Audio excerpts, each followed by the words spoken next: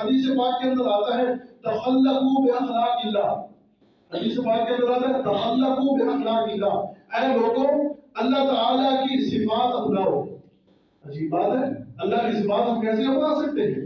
اللہ تعالیٰ کی صفات تو اس کی صفات تو کسی کے اندر ہے نہیں، لیکن حکم دیا کہ تخلقوا باخلاق اللہ، اللہ کی صفات اپناؤ۔ یا اللہ ہم تیری صفات کیسے اپنا سکتے ہیں؟ اللہ فرماتے ہیں میری صفت ہے کرم کرنا، مہربانی کرنا، تم بھی اپنے ماتحتوں پر کرم کیا کرو، مہربانی کیا کرو۔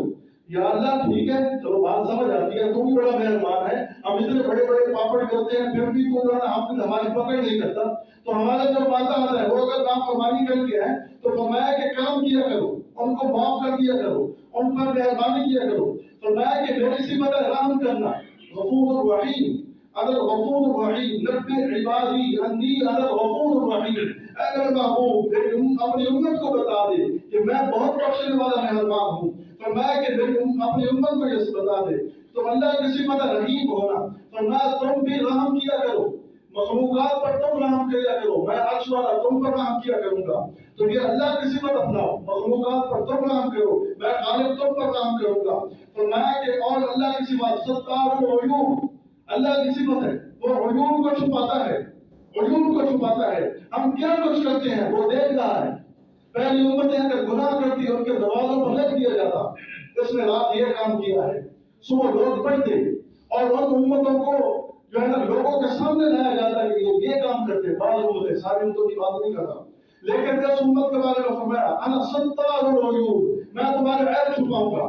فرمایا یہ صفت بھی نہیں اپنا لو، کیسے کہ کسی کا عیب دیکھا نا اس کو چھپا لیا کرو، لوگوں کے سامنے تذکرہ نہ کیا کرو۔ جب تم لوگوں کے عیب چھپاؤ گے میں اللہ تمہاری ستائی کروں گا، جب تم لوگوں کے عیب بیان کرو گے میں بیٹھے بیٹھے رسوا کر دوں گا۔ یہ اللہ کی صفت ہے ستار العیوب۔ فرمایا یہ میری صفت ہے، تم میری صفات اپناؤ، ستار العیوب، غفار الذنوب میری صفت ہے، گناہوں کو معاف کرنے والا ہوں۔ تو تم اتنے بڑے بڑے گناہ کرتے ہو، میں تمہیں معاف کر دیتا ہوں، ایک دفعہ کہتے ہو یا اللہ معاف کر دے، میں معاف کر دیتا ہوں۔ تو تمہارے ماتا تمہاری اولاد اگر تمہاری نافرمانی کرے تو میری یہ صفت اپناؤ نا، ان کو بھی معاف کیا کرو، اپنے ماتا کو معاف کر دیا کرو، اپنے شاگردوں کو معاف کر دیا کرو، اپنے مریدوں کو معاف کر دیا کرو، اپنی اولاد کو معاف کر دیا کرو۔ یہ صفات تخلقوا باخلاق اللہ، فرمایا میری صفات اپناؤ، میری صفات کو اختیار کرو۔ اللہ تعالیٰ کی صفت ہے قہار، قہار، اللہ تبارک و تعالیٰ یعنی سختی کرنے والے۔ فرمایا شریعت کے معاملے میں میری یہ صفت اپناؤ، شریعت کے معاملے میں اگر شریعت کے معاملے میں تمہاری اولاد میں رکاوٹ بنتی ہے تو میری یہ صفت اپناؤ اور ان پر سختی کرو۔ قہار صفت ہے، جبار اللہ کی صفت ہے، جبار کا مطلب ہے سختی سے پکڑنے والا، جبر، جبر سے پٹی، پٹی جبر کہتے ہیں، جبیرہ پٹی کو کہتے ہیں۔ تو اللہ تبارک و تعالیٰ جو ہے نا جبار اس کی صفت ہے۔ فرمایا دین کے معاملے میں تمہارے بیوی بچے تمہارے آگے رکاوٹ بن جائے، فرمایا پھر میری یہ صفت جبار کو اختیار کرو، ان کے رکاوٹ نہیں بننے دینا چاہیے، ان کے سامنے سخت بن جایا کرو جبار۔ تو یہ اللہ تعالیٰ فرمانے ہیں میری صفات کو اپناؤ۔ اور اللہ تعالیٰ کی ایک صفت کیا ہے؟ اللہ کھانے سے پاک ہے، سمجھتے ہیں؟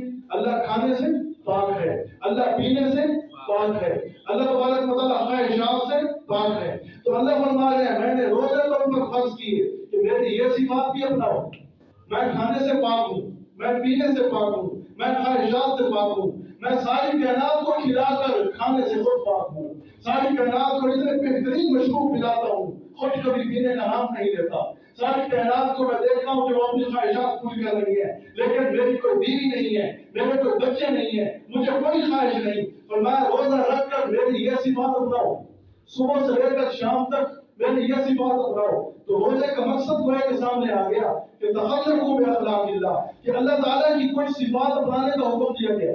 تو جب ہم روزہ رکھ کر صبح سے شام تک اللہ تعالیٰ کے ان صفات کو اپنائیں گے تو اللہ کتنے خوش ہوں گے، اللہ کتنے خوش ہوں گے۔ ایک آدمی